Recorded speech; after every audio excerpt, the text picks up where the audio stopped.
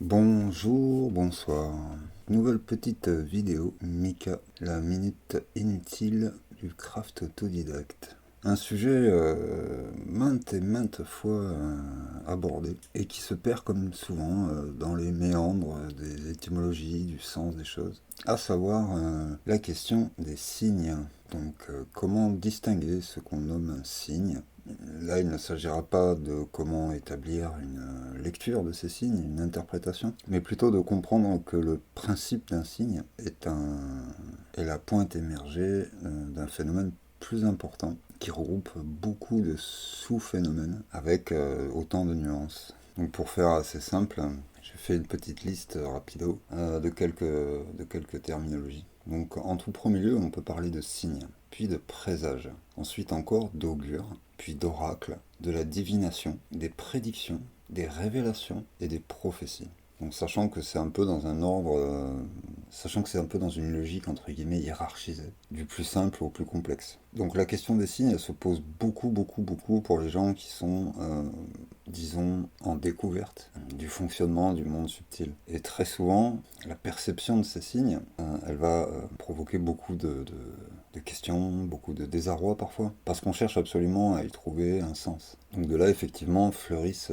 quantité de nomenclatures, d'interprétation des signes. Les dernières variantes sur cette thématique les plus à la mode ces derniers mois, c'était notamment les heures miroirs ou les plumes, leurs couleurs, etc. Sachant qu'ensuite la question qui se pose le plus souvent c'est d'où viennent ces signes, comment on les perçoit, pourquoi. Là, c'est la deuxième étape un peu de cette progression sur ce chemin. Les premières intuitions sont plus suffisantes, donc on essaie de mettre ça dans un contexte. Et ça, en soi, ce sont les clés déjà qui elles-mêmes donnent des réponses. C'est-à-dire qu'on a des intuitions et il y a un besoin de contexte. L'interprétation des signes, après, c'est encore tout un sujet. Mais pour résumer au plus simple, il faut savoir que toute chose est porteuse d'une signification symbolique. Donc quand on vous dit oui mais tu vois des signes partout, tout n'est pas signe, tout n'est pas message et tout, c'est à la fois vrai et faux. Parce que tout peut être interprété et tout peut être interprétable. Donc après il y a tous les soucis de surinterprétation, de biais de perception, de biais de confirmation. Le biais de perception c'est il ne se passe pas quelque chose de particulier mais du coup on croit que c'est le cas. Par exemple le phénomène des erreurs miroirs, statistiquement les erreurs miroirs il y en a un certain nombre et on va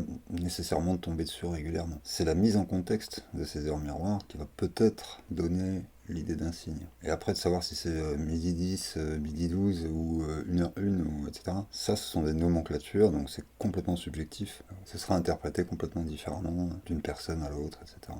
Donc comme généralement on a un esprit un peu perdu dans la découverte de tout ça, on a besoin de se raccrocher à des choses et se dire bon ça c'est du stable, il y a une définition, 12h12 ça veut dire ça, 11h11 ça veut dire ça, telle plume, telle couleur ça veut dire ça. Mais si on met ça dans le contexte, c'est très récent, très moderne et bon ça n'a jamais vraiment signifié quoi que ce soit. Les antiques se pointaient pas près de leur cadran solaire pour voir à quelle heure il était, si c'était midi 10 ou midi 13 quoi. Mais ils fonctionnaient de la même manière. Donc c'est le fonctionnement qui reste intéressant. Ils observaient les signes autour d'eux pour tenter d'en tirer des leçons, des interprétations, peut-être des messages, etc. Donc c'est ce fonctionnement-là en fait qui est inhérent à la lecture des symboles des choses. Du coup la chose peut-être la plus importante à retenir dans un signe, c'est pas nécessairement de savoir s'il a une signification au sens général, universel, reconnu par tout le monde. C'est que ça fasse sens pour celui qui observe, pour celui qui expérimente. C'est là que ça devient intéressant de comprendre qu'un signe n'est pas forcément un message, mais c'est peut-être juste un signal, au sens de, voilà, vous êtes connecté à telle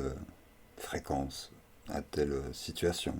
C'est plutôt signifiant d'un état de réceptivité aux choses que d'un message en particulier. Les messages, c'est plus complexe. C'est au-delà du simple signe. C'est des associations de signes qui vont faire un message. Donc si on arrive à observer dans le temps, donc en contextualisant, là on va peut-être commencer à pouvoir dégager des éléments extérieurs à ces signes ou à ce signe pour voir s'il y a une résonance avec le contexte. Exemple, on remarque tout le temps 11h11. Ok, il y a une part du cerveau qui s'auto-programme à faire attention aux heures miroirs à partir du moment où on a pris l'habitude d'y faire attention. C'est un peu comme de s'auto-convaincre de se réveiller à telle heure avant le réveil ou des choses comme ça. Le cerveau, c'est un outil vachement pratique parce qu'il ne fait qu'on lui demande. Mais si on lui demande pas quelque chose, il le fera plus. Donc si inconsciemment on lui demande de faire attention aux heures miroirs, on va les enregistrer. On a un rythme biologique, on a une horloge biologique interne, on est conscient de l'écoulement du temps autour de soi. Donc même inconsciemment, parce qu'il y a un changement d'atmosphère, les bruits, la lumière, la température parfois en été, en hiver, il y a un tas d'éléments inconscients, subtils autour de nous qui nous disent tiens, l'heure a changé. Et à chaque heure, il y a nécessairement au moins une heure miroir. 11h11, 12h12, 13h13. Donc forcément, quand il y a un changement d'heure, d'un coup, on entend, je sais pas, le chien du voisin qui aboie, bah, ça veut dire que c'est peut-être il est 18h34, il a l'habitude de rentrer du boulot à cette heure-là. Et à 19h07, il y a la dame du dessous qui va acheter ses poubelles, parce qu'elle est réglée comme une horloge, et tous les jours à 19h07, elle va acheter ses poubelles. Donc il est 7h07. Donc tout ça c'est inconscient, mais on peut le passer en conscience. Donc forcément, on programme notre cerveau à faire attention aux heures miroirs. Donc ça c'est la surinterprétation. Par contre, si 11h11, ça signifie quelque chose pour soi-même, pas dans une nomenclature X ou Y issue de on ne sait pas qui. Par exemple, à 11h11, c'est l'heure de votre naissance, ou celle de votre enfant, ou le décès d'un conjoint. Peu importe. Si on arrive à trouver un sens à cet horaire-là, et que d'un coup cet horaire-là apparaît dans notre champ de vision dans la journée, là, on peut commencer à dire, ah, il y a peut-être quelque chose, il y a peut-être un signe au-delà. C'est peut-être le défunt qui vient faire un coucou, en disant, tiens, tu vois, c'est l'heure où je suis mort. C'est un exemple. Après, les interprétations de l'existence des signes, elles varient vraiment d'une personne à l'autre et d'une culture à l'autre. Ça peut être voilà, un esprit protecteur, X ou Y. Ça peut être simplement voilà, la réceptivité, la perception du monde subtil, son fonctionnement qui est plus vive. C'est intéressant à noter, quoi. C'est-à-dire que si on se rend compte qu'à certaines heures, on est plus, je sais pas, disponible, on est moins pris par le quotidien, des choses comme ça. On va peut-être faire plus attention à des signes, aux animaux, au bruit du vent, aux objets peut-être un peu hors normes dans notre environnement, etc. On va les remarquer un peu plus. Donc vraiment ce qui est important, quand on vous dit oui mais tout n'est pas signe, tout n'est pas interprétable, etc., tu vois des signes tout le temps, c'est toi qui débloque. Le plus important c'est de ne pas se laisser démonter par l'argument. C'est souvent un argument qui est formulé par des gens qui ne prêtent pas attention aux signes. C'est comme souvent ceux qui connaissent le moins un sujet qui en parlent le plus. On peut quand même tendre l'oreille, dire ah oui alors faut quand même que je pense à rationaliser un petit peu. Et donc ça vaccine un peu contre les biais de perception, les surinterprétations et tout ça. Il faut garder les pieds un peu dans le ici et maintenant aussi. Mais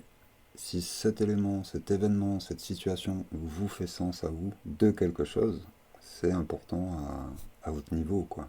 Donc c'est pas non plus négligeable. Et quel que soit le signe, quelle que soit son importance, sa dimension, sa portée. Si on est hyper urbain, à fond dans les transports en commun, matin, midi, soir, au boulot, dans un bureau toute la journée, que le soir on rentre, on n'a rien vu, on n'a rien compris d'autre que du béton, du béton, du béton. On se pose devant sa télé, on met un truc à cuire au four et puis on relaxe. Et d'un coup il y a un papillon de nuit qui rentre dans la pièce. Et bien peut-être que pour cette personne, ce papillon de nuit il aura beaucoup de sens. Et c'est pas plus ridicule que n'importe quoi d'autre. Mais si toi tu vis dans un univers beaucoup plus, plus naturel, plus végétal, plus ouvert sur la nature et tout, les papillons, t'en vois peut-être 10 par jour. Ils vont pas faire de sens au sens du signe. Par contre, si ce papillon vient se poser sur ta tête, s'il vient te faire des bisous, s'il vient vers toi, s'il insiste, etc. J'exagère à peine. Là, tu peux dire il y a quelque chose. Mais le signe n'est pas forcément quelque chose de divin, de subtil, il n'y a pas forcément un message supérieur, quoi. Ça peut être juste signifiant d'une connexion à une vibration, une énergie, à un flow, quelque chose. On est plus raccord avec notre environnement, quoi. Et ça, après, ça peut permettre de passer aux étapes suivantes. Donc, notamment les présages. Donc, ce qu'on appelait les présages et les augures, c'est encore plus complexe. Un présage, c'est un événement, mais une situation, quoi. Un présage, ça s'inscrit dans une forme de récit. Ça peut être une série de signes dans une journée qui vont faire un présage. Mais quand on dit que ça s'inscrit dans un récit, c'est-à-dire que ça vient souvent donner une prédiction d'un futur possible au sein d'une culture, d'une tradition, d'une histoire. Par exemple, quand les Amérindiens ont fait la prédiction de l'arrivée des Blancs sur le continent, ça tenait du présage. Là, il y a une pyramide maya qui vient de s'effondrer, je crois, au Mexique. Il y a des locaux, des natifs qui estiment que c'est un mauvais présage, parce que ça s'inscrit dans un légendaire. Et après, donc, sur ces types de signes, se greffent souvent des traditions populaires. Ça peut être, par exemple, un dicton, ou alors, tout bêtement, de la superstition. Le chat noir, passer sous l'échelle,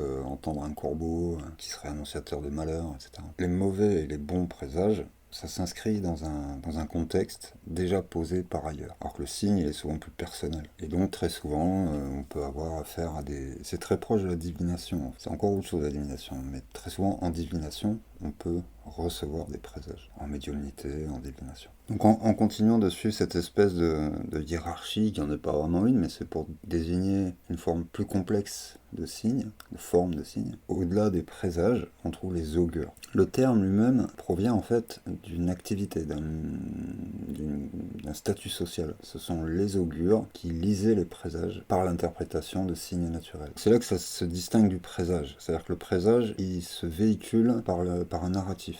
Quand on a affaire à une situation qui correspond à ce narratif, on dit ah c'est un présage, ça fait écho à ce narratif. Un augure, on va aller avec une technique à l'appui, donc un métier, donc un savoir, une connaissance, une méthodologie. On va aller à la recherche d'un présage, c'est-à-dire d'un ensemble de signes pour essayer de comprendre le narratif d'une situation, ou du moins à quel narratif ça peut se raccorder. Donc on va aller faire un augure pour tout et n'importe quoi. Tirer les cartes, ce sont aussi des augures. Mais dans l'Antiquité, c'était plus généralement par exemple, les augures romains observaient le vol des oiseaux. Mais on pouvait aussi lire les augures dans le foie ou les entrailles d'un animal.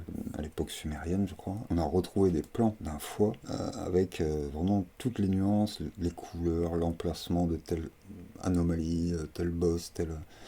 C'est vraiment un vrai savoir-faire. Donc un augure, c'est comme on va nous aujourd'hui voir une cartomancienne ou un médium.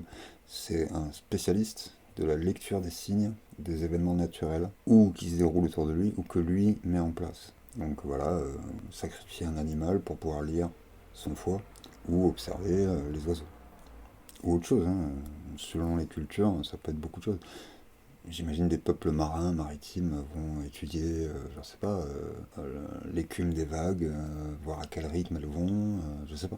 C'est vraiment, encore une fois, très subjectif, lié à telle ou telle culture. Mais les augures, en fait, sont d'abord et avant tout une science, une technique d'interprétation des signes. Très souvent, quand des gens arrivent, oh, j'ai vu une plume, j'ai vu une heure miroir, qu'est-ce que ça veut dire? Là, cette personne cherche en fait un augure. Et de toute manière, c'est la problématique du contexte. Et c'est à ça qu'est censée répondre la science de l'augure. C'est-à-dire que, n'ayant pas forcément les clés du contexte, il a sa méthodologie, et c'est censé lui donner des réponses significatives. Après, on rentre dans une dimension un peu moins humaine, on va dire, avec les oracles, la divination et les prédictions. Le terme d'oracle, il est très proche de celui du prophète. Ça se comprend dans une logique religieuse.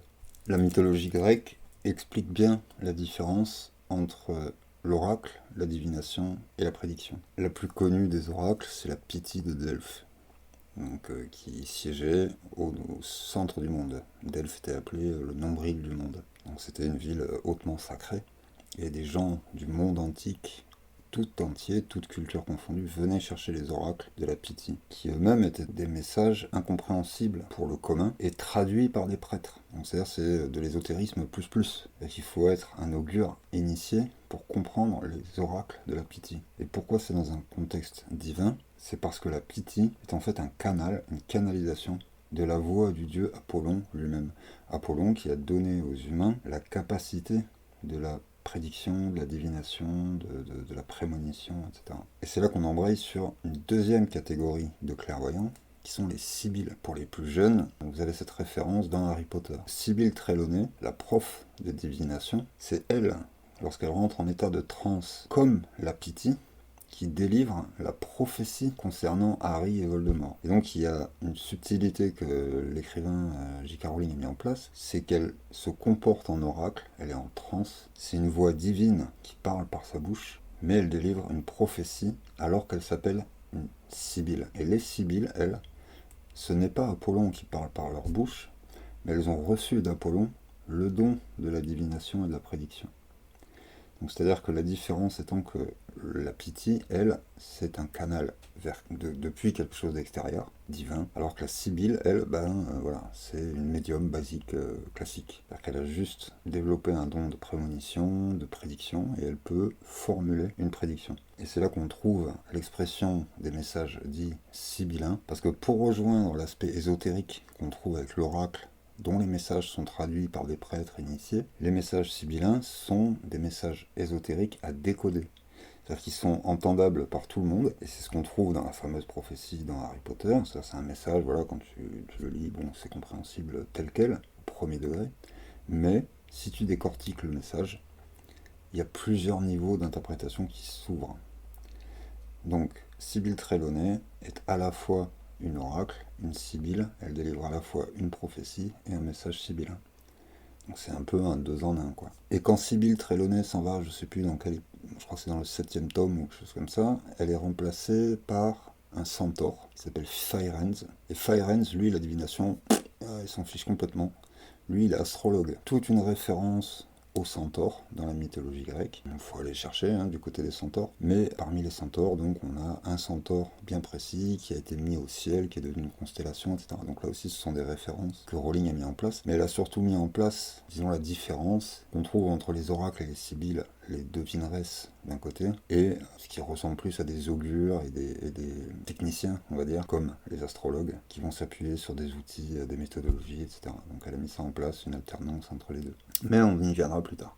Disons qu'on a déjà abordé le principe des augures, et donc les astrologues rejoignent le principe de l'augure. Et la divination, quant à elle, elle peut aussi bien s'appuyer sur des perceptions de type médiumnique, c'est-à-dire que ça peut être la clairsentience, l'empathie, la clairaudience, des choses comme ça, que sur des messages venus du subtil, on va dire, des esprits alliés ou simplement de passage, ou quoi. Des anges gardiens, pour ceux qui veulent les appeler comme ça.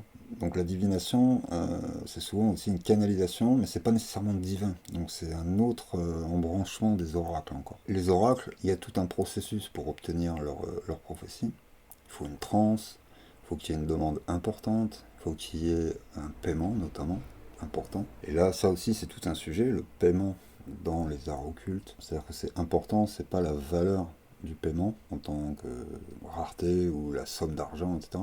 C'est l'importance du paiement par rapport à celui qui en demande. Historiquement, la ville de Delphes était jonchée de trésors, de statues en or, de coffres d'or, de coffres de bijoux le long de l'avenue qui menait jusqu'au temple de l'oracle, parce que c'était les offrandes faites par les demandeurs, qui étaient cumulées là par les prêtres. Donc ça servait à plein de choses, mais c'était un or destiné à Apollon, que les barbares ensuite sont venus piller, etc. Mais donc il y avait un paiement. Et si toi tu étais un pauvre mendiant et que ce que tu avais de plus cher c'était ta paire de sandales, et si tu offrais tes sandales à l'oracle, c'était ce que tu avais de plus cher. Ça avait autant de valeur qu'un coffre de bijoux déposé par un seigneur de guerre, quoi. Mais c'est un paiement. Donc ça rejoint la logique du sacrifice qu'on retrouve avec les augures, quand on lit les présages dans le sang, ou dans les entrailles, dans les organes. Il y a une notion de sacrifier quelque chose. C'est-à-dire qu'on offre en échange de l'information un peu de soi-même qu'on donne à la divinité. La divination, voilà, c'est un système plus intuitif, on va dire, pour faire simple, mais ça peut s'appuyer, par exemple, sur des prémonitions. Ça peut être des rêves, ça peut être des flashs, des ressentis, clairsentience, de l'empathie, des choses comme ça. Tandis que la prédiction, elle, se base à la fois sur des méthodes de type augure et d'interprétation des signes. C'est-à-dire que dans une prédiction, on va cumuler les ressentis d'une part et les méthodes. L'abus de langage, par exemple, qu'on trouve avec les prophéties de Nostradamus, c'est que c'est pas du tout des prophéties, ce sont des prédictions. On peut se formuler des hypothèses, à savoir pourquoi il a appelé ça des prophéties. Alors notamment par rapport au contexte concernant la chasse à la sorcellerie. À l'époque, la ligne est très fine entre l'astrologue, le médecin et le sorcier. Et il valait mieux être du bon côté de la ligne. Et en fait, toute la logique de Nostradamus, ça a été de présenter son travail de prédiction sous une forme qui n'allait pas titiller l'Inquisition, ou en tout cas l'Église. Et donc, présenter son ouvrage comme des prophéties, ça inscrit son travail d'astrologue, donc d'augure technicien, dans un contexte religieux, canonique, non hérétique. C'est un peu de mettre une touche de mystère divin dans des prédictions mathématiques, scientifiques. C'est-à-dire qu'on écarte 2 fois plus le rapport à la sorcellerie, parce que si on reconnaît les prophéties, les prophètes, l'existence des prophètes, on rejette par définition la sorcellerie qui, elle, est considérée comme le diable, le mal, etc. Donc les prédictions, c'est un ensemble de lectures de signes appliquées à des méthodologies. Sur Nostradamus, par exemple, encore, il y a pas mal de théories aussi, d'hypothèses plutôt que de théories, disant qu'en fait, il aurait pu utiliser des substances psychotropes pour avoir des visions. Mais ça viendrait s'ajouter à sa connaissance des astres, des planètes. Il est probable aussi qu'il avait peut-être une faculté comme ça de type voyance, quoi, médiumnité, de divination. Mais ça s'inscrit dans un ensemble de choses.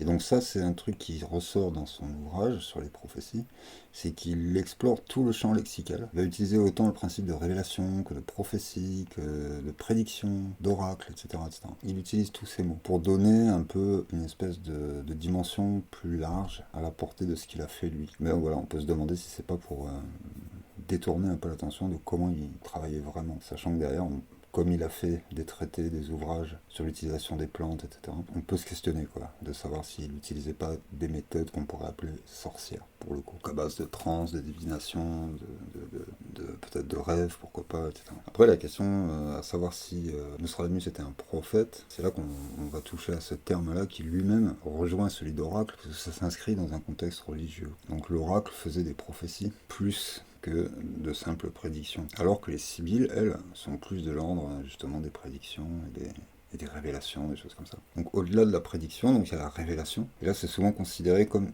venant du spirituel. Donc ça peut être effectivement divin. Par exemple, quand l'archange de mémoire Gabriel, si je ne me trompe pas, vient dicter le Coran à Mohammed, c'est une révélation. Ça pourrait se traduire aujourd'hui par de l'écriture automatique, par exemple. Donc ça vient du plan subtil et c'est quand même assez proche de la médiumnité, quoi. Donc la révélation, on peut l'obtenir avec l'aide des signes. Donc on revient au tout premier échelon de l'échelle, avec des trucs très très basiques, mais c'est l'association de ces signes entre eux, pour le coup l'écriture d'un livre, qui fait le livre, la révélation. Et la prophétie, donc le stade, on va dire, final, ça s'inscrit donc dans un contexte religieux, avant tout. C'est surtout un message, mais c'est surtout un messager, le prophète. Donc dans les débuts du monothéisme, les prophètes, il y en avait à l'appel. C'est bien mis en scène dans la vie de Brian des Monty Python. Il se promène, et puis il y a un prophète tous les 10 mètres. C'était un peu celui qui avait le plus de public. Il se peut qu'un prophète ait eu plus de public parce qu'il avait peut-être une capacité médiumnique supérieure, avec peut-être des prémonitions, des flashs, des choses comme ça. Que ce soit les prophéties d'Isaïe ou que ce soit l'Apocalypse de Jean, etc. Donc c'est des messages divins qui s'inscrivent dans un dogme. C'est-à-dire que ce message vient donner une révélation dogmatique.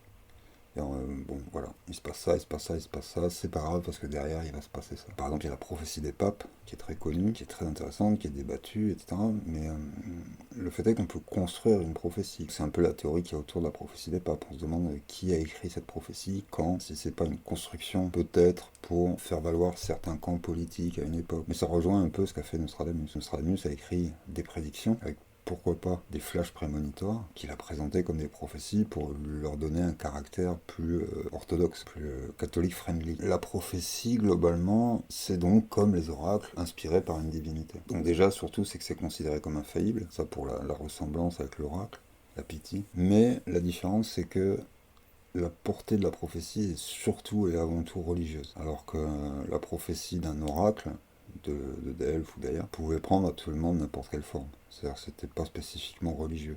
C'était inspiré par le dieu Apollon, mais ça pouvait répondre à n'importe quelle demande. Ce n'était pas dans le narratif d'une religion. Donc voilà, si vous voyez passer un oiseau inhabituel pour vous, vous l'entendez chanter alors que vous n'en avez pas l'habitude, ou que même si vous l'entendez régulièrement, mais que ce jour-là il se passe quelque chose à ce moment-là qui s'inscrit avec un autre événement, etc. Tout ça, ce sont des pistes, pas forcément de réflexion, sur le sens que peuvent avoir ces signes, mais sur l'ampleur du ressenti que vous provoque ce signe, avant tout. Donc c'est très intéressant d'aller chercher la signification de tel oiseau, de telle heure, mais c'est juste un point de considération parmi un ensemble d'autres, et c'est pas une réponse en soi. Après, c'est au tout début de ce genre de réflexion, c'est important les signes, même si c'est des petites choses qui à vous peut-être en les lisant ou en les voyant passer ou en les entendant vous paraîtront anodines et parfois bêtes même, mais pour la personne qui l'a vécu, ça a du sens. Et du coup, ces choses-là, elles sont souvent présentes et avec du sens pour la personne qui les vit quand elle commence à prendre conscience de tout ça, parce que ce sont des prises de conscience. Donc le message principal, il est peut-être là, en fait, simplement, sans aller chercher midi à 14h, sans jeu de mots. Quand on est confronté après à des situations plus particulières, plus complexes, plus denses, là on rentre dans un autre sujet, qui est encore un sujet à part entière, mais plus complexe, qui mérite sa propre vidéo, c'est-à-dire les synchronicités.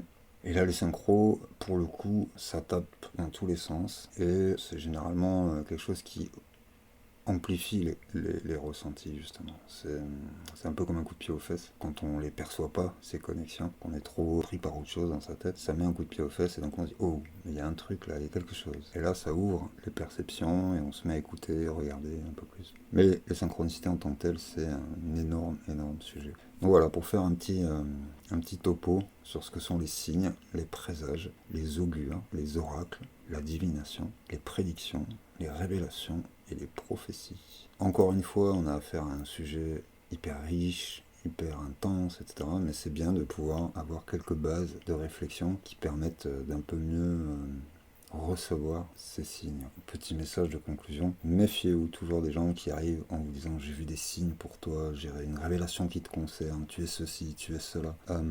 Autant il y a des gens qui peuvent avoir des perceptions très fines, par exemple la lecture d'aura, des choses comme ça, de ce que sont les autres, autant on a affaire des fois à des gens qui ont besoin de reconnaissance, et c'est un bon moyen d'en obtenir. C'est-à-dire que quand on est soi-même un peu perdu sur le chemin et que quelqu'un arrive en nous disant « Ouah, écoute, toi, ouah, t'as du pouvoir, t'es un sorcier, toi, t'es une sorcière. Ah, il y a un ange qui veille sur toi. » Ce genre de choses, ça peut être rassurant, structurant. Bon, c'est un peu l'inverse de ceux qui vous prédisent des malheurs tout le temps, qui disent qu'il faut se méfier de tout le temps, qu'il y a des dangers partout. Ils vous enferment dans une psychose. Ces révélateurs-là, ces gens qui se prennent pour des prophètes quelque part, c'est aussi un syndrome, quoi. C'est le syndrome du Messie. Ils passent leur vie à catégoriser les gens, les étiqueter, etc. Mais c'est parce qu'il y a une recherche d'attention pour eux-mêmes. Ils disent aux autres ce qu'ils aimeraient qu'on leur dise à eux, que tu es quelqu'un de spécial, etc. Donc voilà, même si plusieurs personnes vous disent des choses qui se ressemblent, c'est pas pour autant que ce soit vrai, quoi. Donc écoutez les signes, mais n'y croyez pas forcément. S'il y a